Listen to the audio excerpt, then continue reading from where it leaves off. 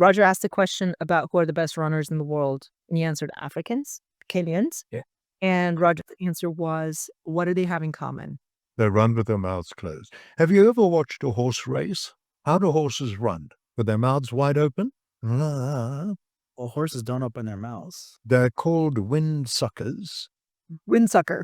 and they're put down because the moment the mammal runs with its mouth open and drops its CO2 levels, it affects the release of the oxygen that's already in the blood from leaving the blood to get to the brain and the rest of the cells of the body. That's the effect. That's why you get breathless when you run with your mouth open. That's why if you run up 10 flights of stairs with your mouth open, you're breathless at the top. What does breathless mean? You struggle to breathe.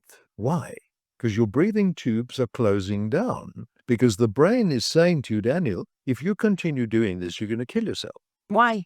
Because you are going to change the level, the acidic level of your blood to a point that your cells are going to die.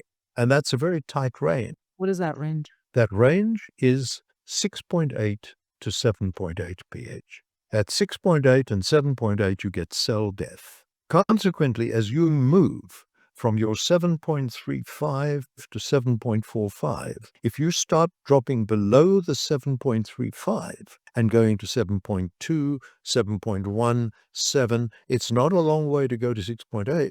And on the other side, if you start moving from 7.45 to 7.5, 7.55, it's not that far to 7.8.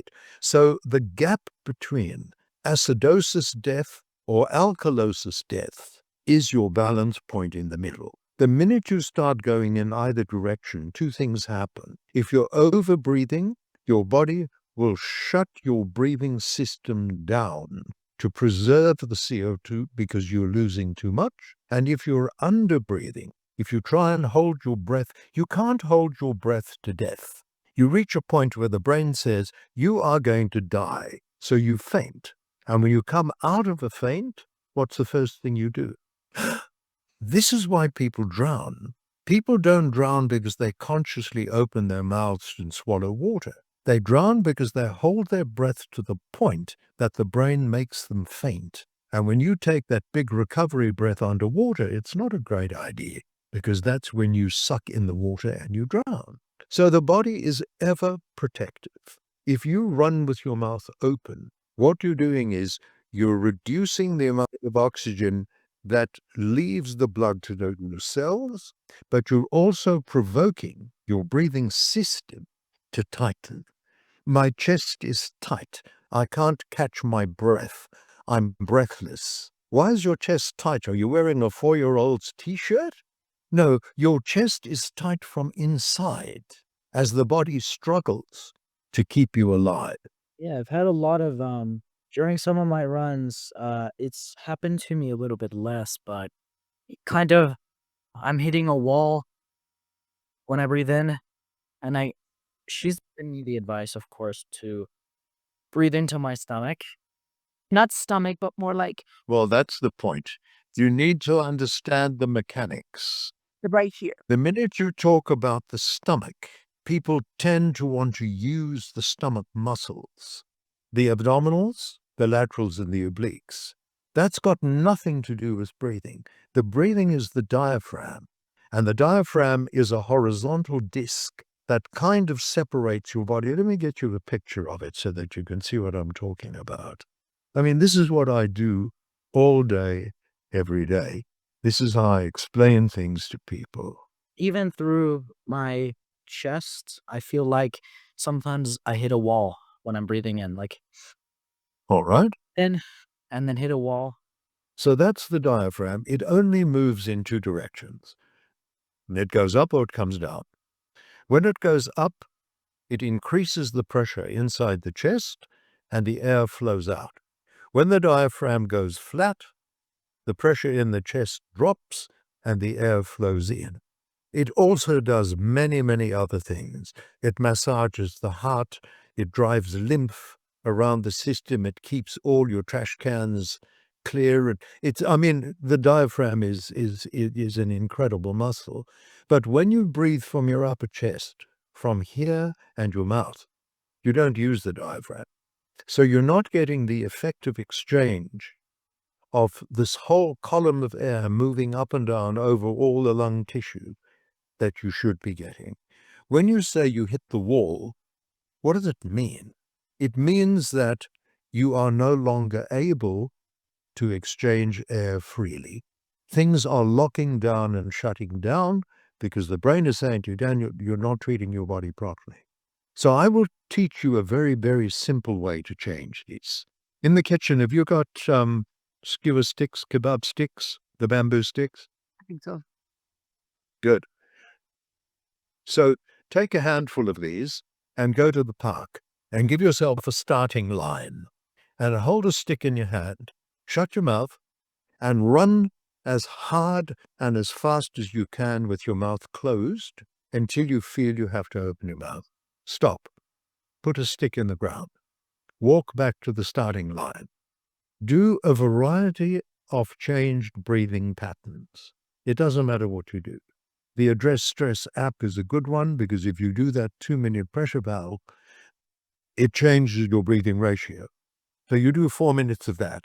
You change your breathing pattern, take another stick, the same starting line, run as hard and as fast as you can. You'll go another few yards, put another stick in the ground, walk back, do some more changed breathing patterns. You'll eventually run the entire park with your mouth closed because that's the way your body's designed to work. But to try and do it all in one hit doesn't work. Your brain's going to say to you, you're an idiot, you're going to kill yourself. That's going to stop you. You will never reach your potential if you run with your mouth open. Very few things in life are guaranteed. That's a guarantee. You know what analogy I came up with like this weekend, just letting people breathe? I'm like, people around me that are chewing air. They're chewing air. Like assistively, like chewing it. Like sucking it in. You know what I'm saying? Yeah. And those are the ones that inhale their food, by the way. But they're chewing their air. Yeah, because they're talking at the same time as they're eating. They're inhaling food. Yes. Well, you're inhaling food in that you're in it. Yeah. Okay, wait, what? Yesterday at the Great Greek. Yeah? Yeah, I can confirm that. Just what did you notice? Yeah. I chew my air and I You inhaled your food. I'm like, Daniel, why are you inhaling your food? that's why. Did you learn anything new today? Yes. Can you repeat it back to me? I am hitting a wall because I'm mistreating my body. I'm not letting my body adjust. I'm not breathing correctly because I'm breathing I'm using my stomach muscles rather than trying to actively expand my diaphragm, and I should be breathing through my nose because otherwise it'll cause stress. Because of why? What happens when you breathe through your mouth? You chew your air like you're swallowing it. Right. And what happens is when you're exhaling too much CO2, what happens through your mouth? Then What changes? your body wants to keep more of it. Because you're losing the gas.